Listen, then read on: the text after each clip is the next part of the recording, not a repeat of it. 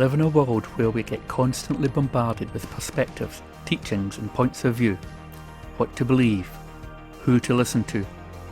Here, I will provide some alternative perspectives. Here, you are encouraged to check for yourself, form your own informed opinions and make up your own mind.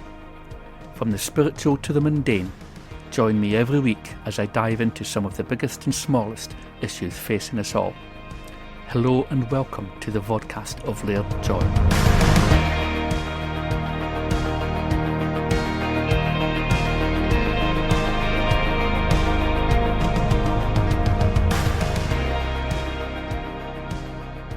Well, you know something, I just thought it might be fun to have a look, since we've had a couple of alleged recent disasters in terms of, you know, our choice of prime ministers in the UK over the last little while. I thought I'd have a look at what one or two websites says about, well, two in fact, websites says about some of our historic people in those positions. And so I'm just going to get right on it just for the poops and giggles, if you know what I mean.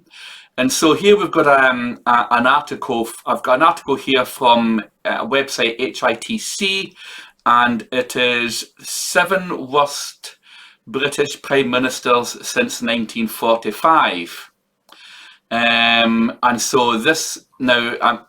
This particular article is 5 years old, and once we've looked at this, we're going to look at a more recent one, just for fun. So this, it says here, I'll read it out. Based on a Leeds University survey of over 80 academics, here are the worst 7 UK prime ministers since the end of World War II.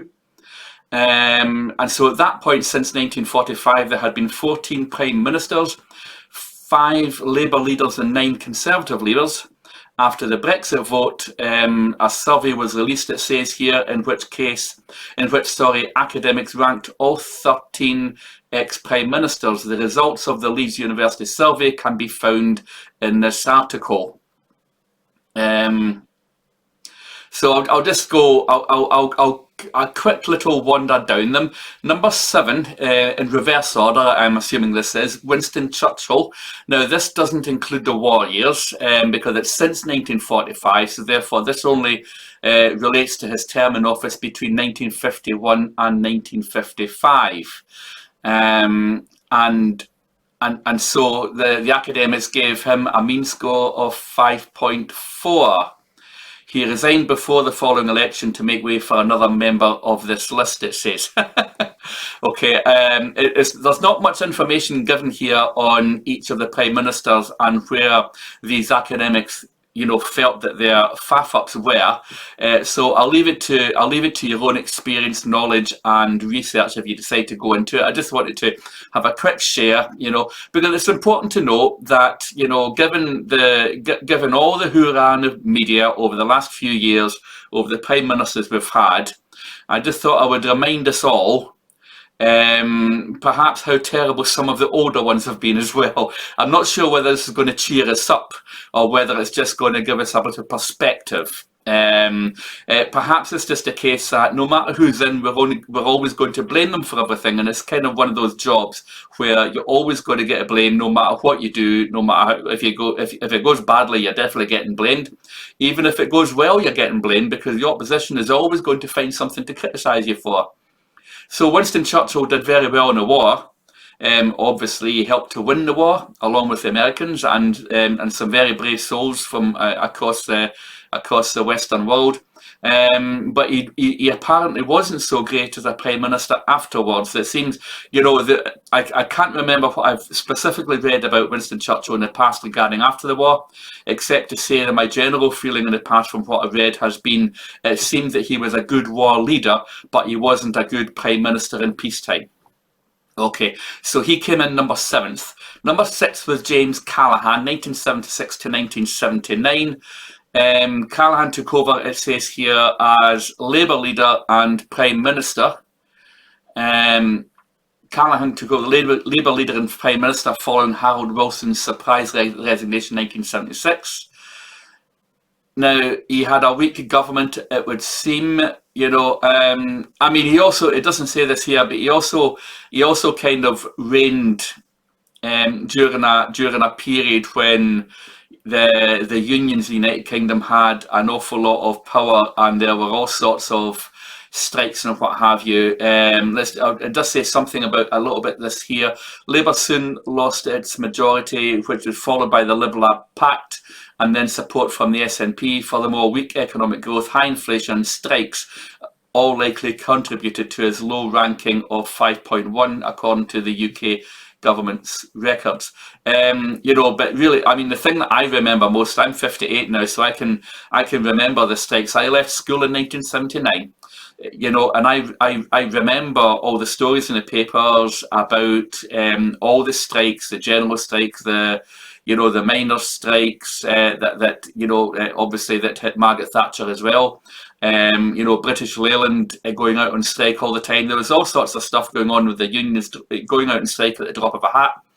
I'm pretty sure there's even songs that were written about it, and a song round about that time when there was a song, I'm trying to remember what it was called. I'm a Union Man, I think it was called. There was a song called I'm a Union Man. That's what I am, or something like that. And it was all that was the culture. It was strike, strike, strike. And of course it is. It's important to have the right to strike when you are being genuinely mistreated. But you don't have to go and strike because the coffee machine breaks down. And this was the kind of situation that was prevalent during the time of James Callaghan's reign as Prime Minister, in my opinion, from my memory. Number 5, Edward Heath, 1970-1974. I was a bit young then to think about, to really know anything about him. I will just kind of scroll past here, see what Gordon Brown, many of us will remember Gordon Brown, 2007 to 2010. The only other Labour leader, it says, to have made this list is Gordon Brown. So most of the people on this list then are Conservative. So it says the most recent Labour Prime Minister took over from Tony Blair in 2007 and was in power when the world economy collapsed and the UK fell into recession. Well, I suppose, yeah, he would merit being on a list then. David Cameron, 2010 to 2016. Now, nice picture of David Cameron there with his mother Mary in the royal box, that Reuters picture. Now, obviously, if you're listening to this and you're not viewing the vodcast, then, this is why I'm kind of giving you a little description of what we're looking at. I am reading from these articles. This isn't all. Obviously, if I say something, it's my opinion. I'm saying that that's from my memory or my opinion, but I'm in part at least reading from what it says in these articles that I'm sharing with you guys now. From the hitc.com website, this one is.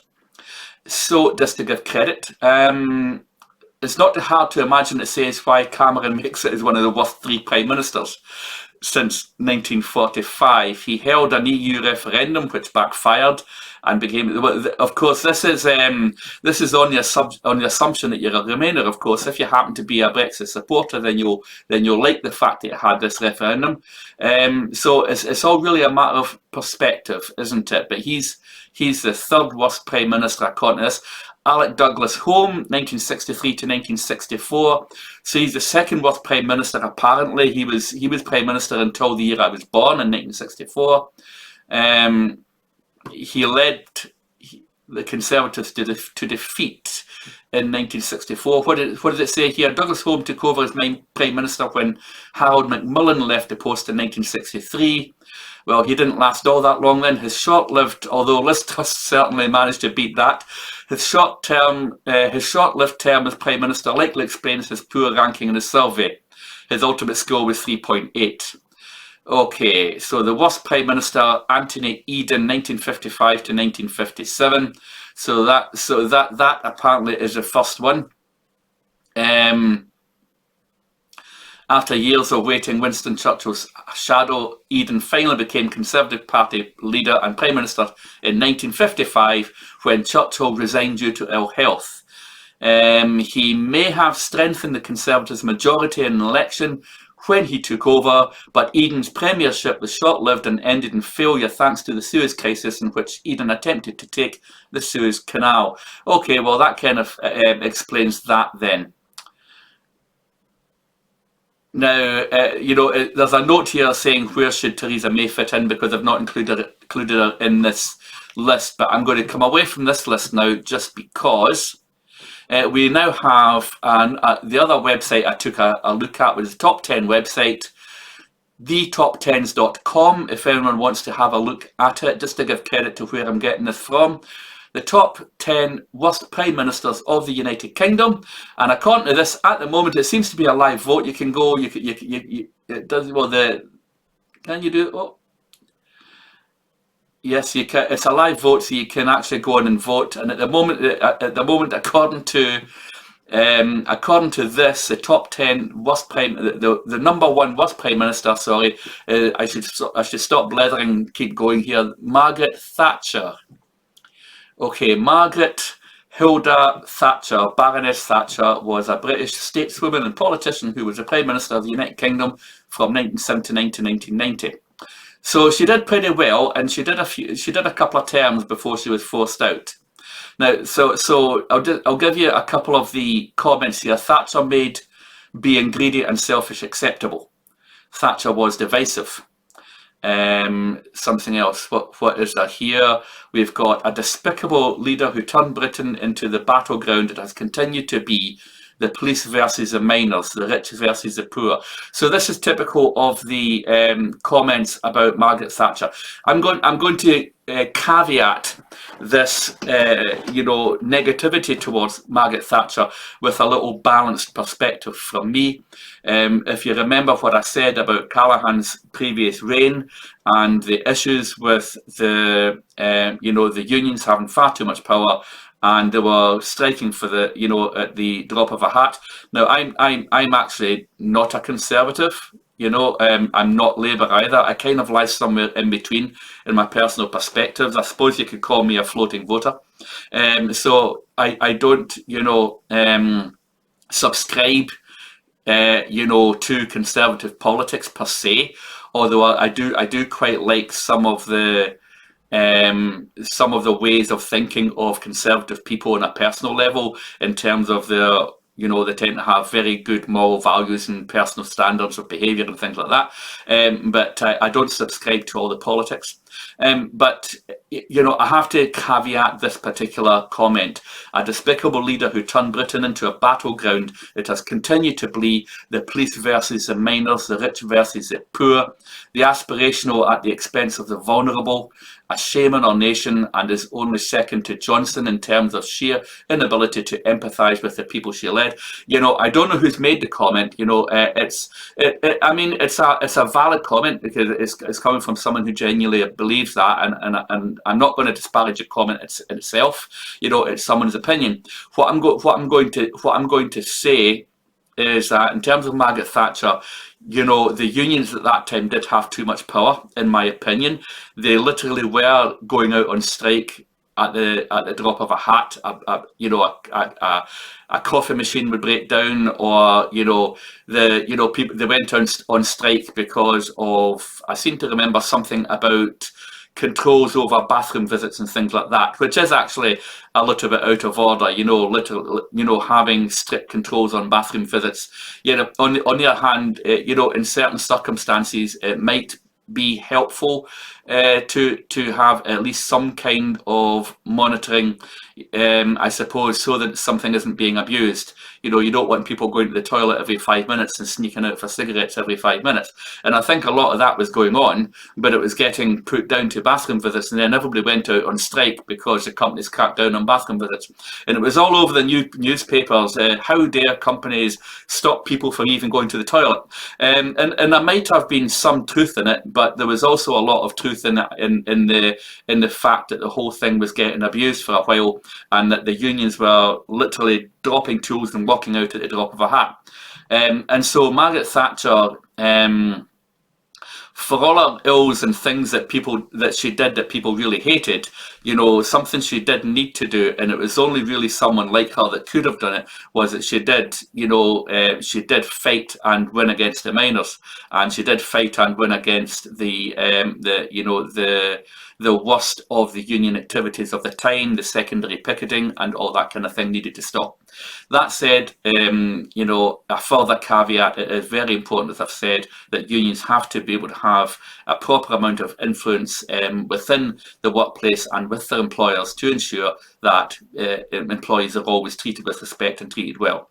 But this was just something that needed to happen. Some things you did that I hated, was me coming from Scotland, of course. Something she did that I hated was starting the poll tax in Scotland, and there are very few people, Scottish people, I think, who will ever thank Margaret Thatcher for starting the poll tax in Scotland. It just felt as if she was using the Scottish people as a guinea pig for a new tax.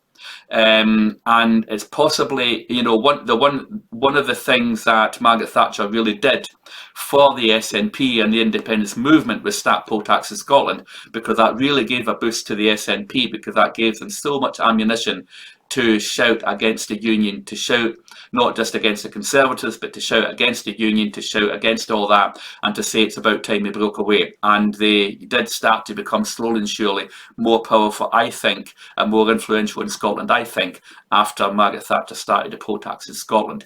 And that's something that I definitely think she shouldn't have done. But we do have to move on. I've spent long enough on Maggie.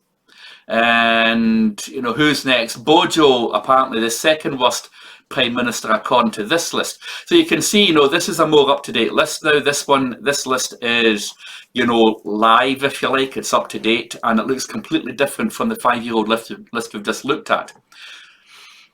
So a shameful charlatan who will say anything to gain a like. Not only the worst PM ever, but a sad reflection on our broken society. Someone else says, not much to add that's already been said, that total incompetent who's a national embarrassment on the international stage. Someone else says, compulsive liar who shouldn't be left in charge of a block of cheddar. Which is quite funny. So that's Bojo. So a lot of people don't like Bojo, and of course there was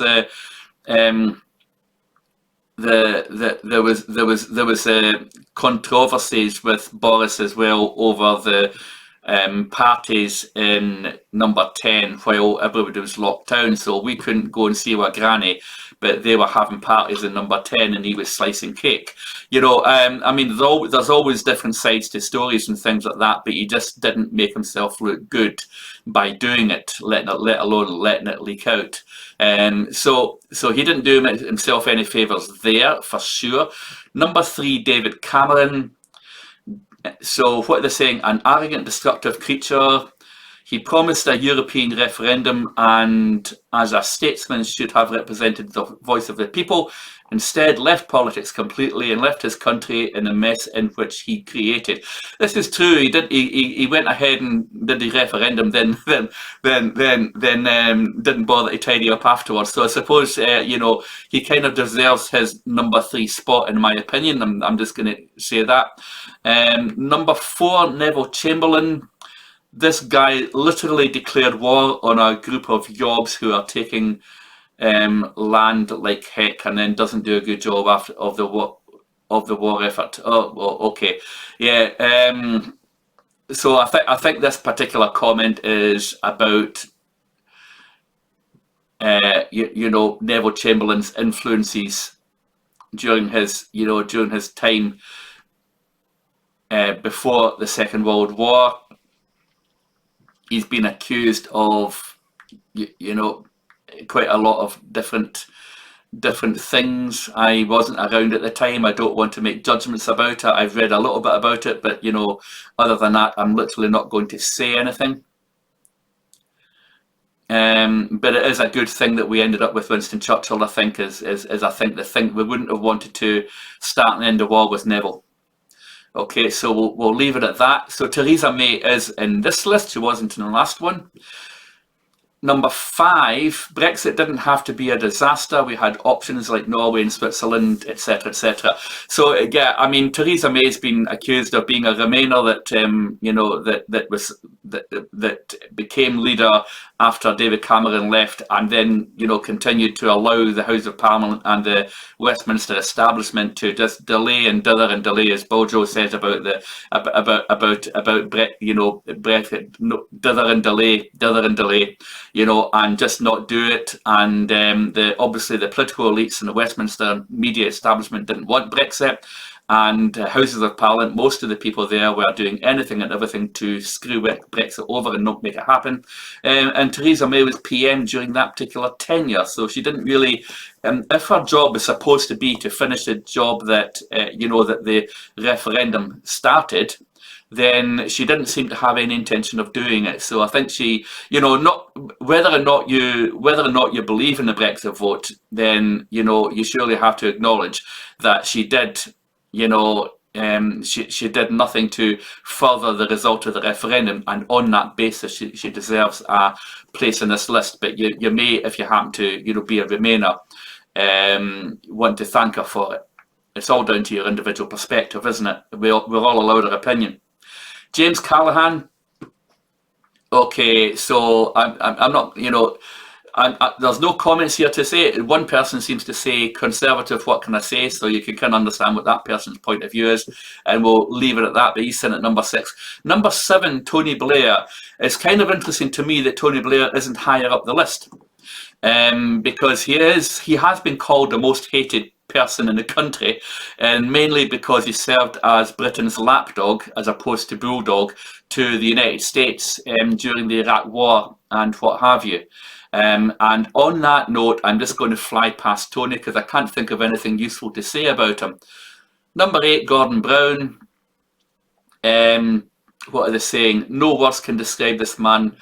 Destroyed our economy. He is vile. Now, there's a reason why I'm doing this, because this is taking care of most of the prime ministers we've had since the war. If you think about it, all these prime ministers, so many people have got hate for these prime ministers, nothing but negativity towards any of them. Destroyed our state pension, taking it from one of the best to the worst in the developed world.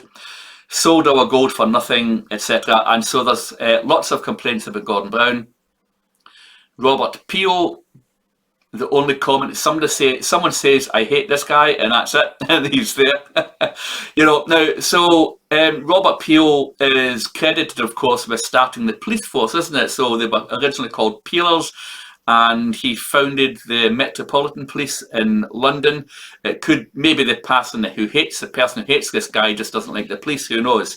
But I think personally that this guy deserves a lot of credit. I do personally have a lot of respect for the need for law and order. I do think that it should be minimal. It shouldn't be what the police do now. They should not be policing opinions. They should be policing the streets. They should be picking up robbers and criminals and rapists and murderers, and vandals and bad people who do that. They should not be spending all their budget on sitting in front of a computer screen policing Twitter accounts and Twitter feeds.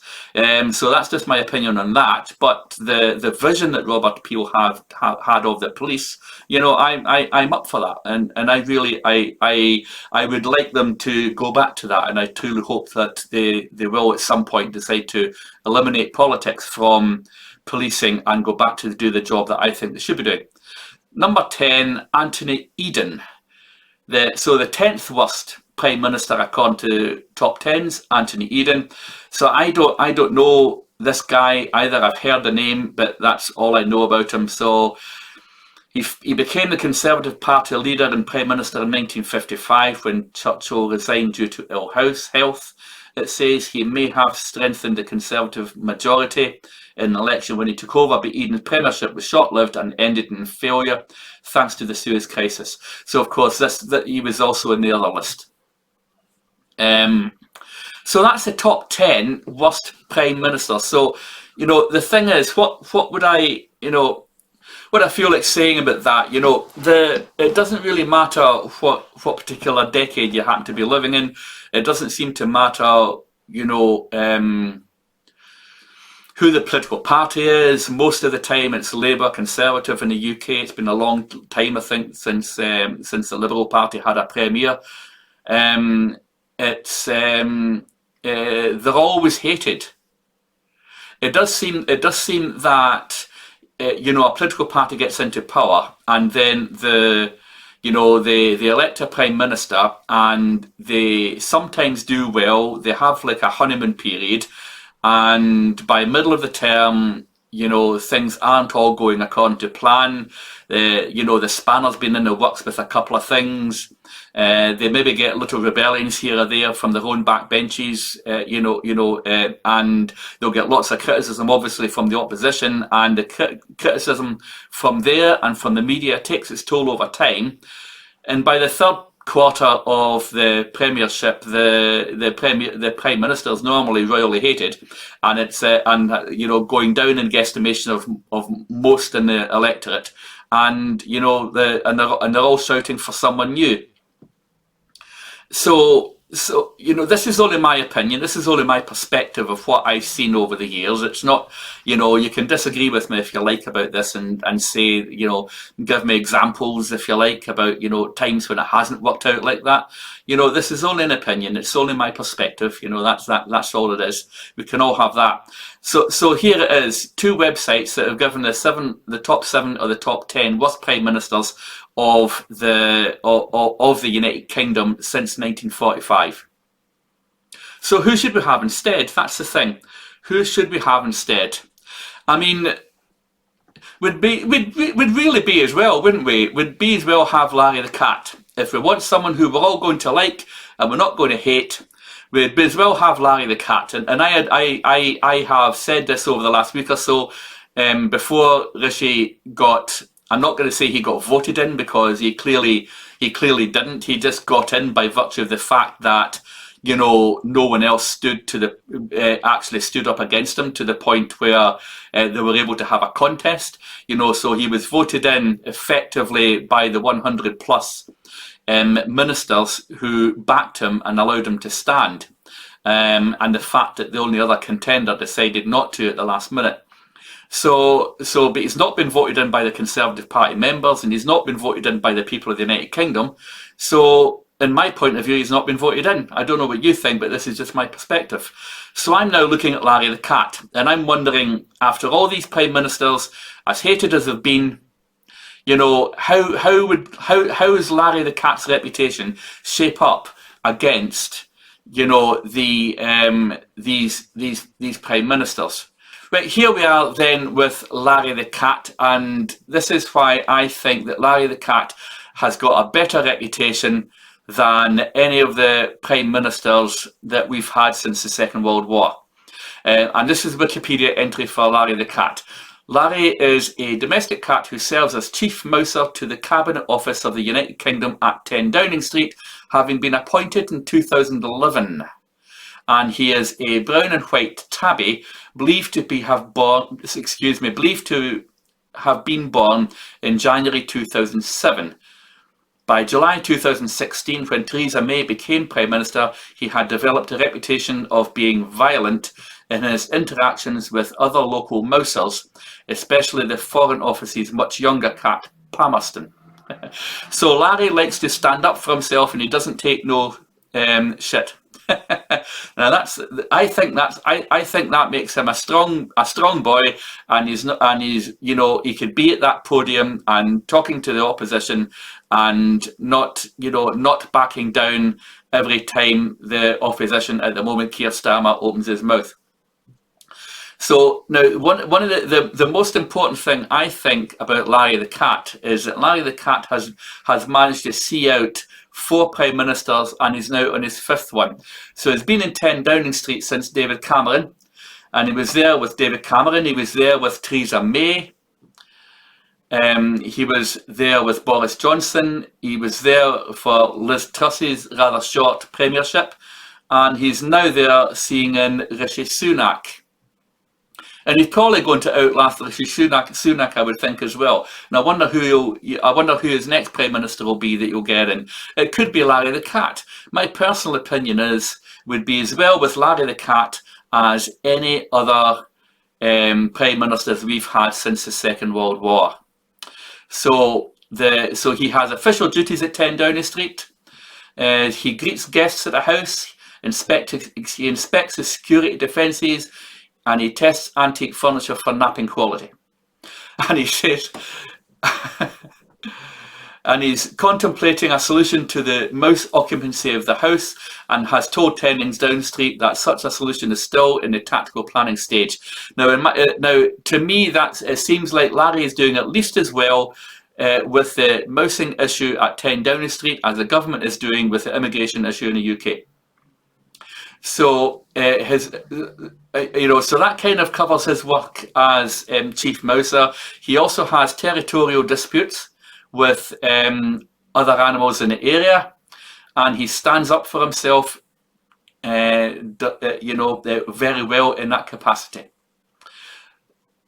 So what it says, former Deputy Prime Minister Nick Clegg has described an internal Downing Street security door which requires microphone contact for access as being increasingly not for security but to keep the cats out from the end of the building, from one end of the building to the other. So a cat-proof barrier was erected to prevent Larry and his neighbour Freya from getting into the Foreign Office. After February 2013, a cat-proof barrier was erected to prevent Larry and his neighbour Freya from getting into the Foreign Office, and complaints from staff members with allergies. So Foreign Secretary William Hague later asked that the barrier be taken down. So he really does get his way at the end of the day as well, doesn't he? So they tried to stop him getting into the Foreign Office, but it didn't work because William Hague asked for the barrier to be taken down. In December 2015, former Home Secretary David Blunkett suggested that Larry should be asked to increase his responsibilities to include the Palace of Westminster, and at the time was being overrun by rodents. So I contend that between the territorial disputes that he has won in 10 Downing Street and the Foreign Office, his work as Chief Mouser being more efficient in the government's work in dealing with immigration, I think he's having more success in his time at 10 Downing Street than any Prime Minister at all since the Second World War. So my vote for next Prime Minister goes to Larry the Cat. I hope you really enjoyed this episode. If you did, please share far and wide so others can benefit too, and download the podcast audio so you can listen again whenever you like, wherever you like. You can also subscribe to my channel, view and comment on all vodcast episodes by visiting lairdjohn.com. Thanks for listening to the vodcast of Laird John. I've been your host, John McVey.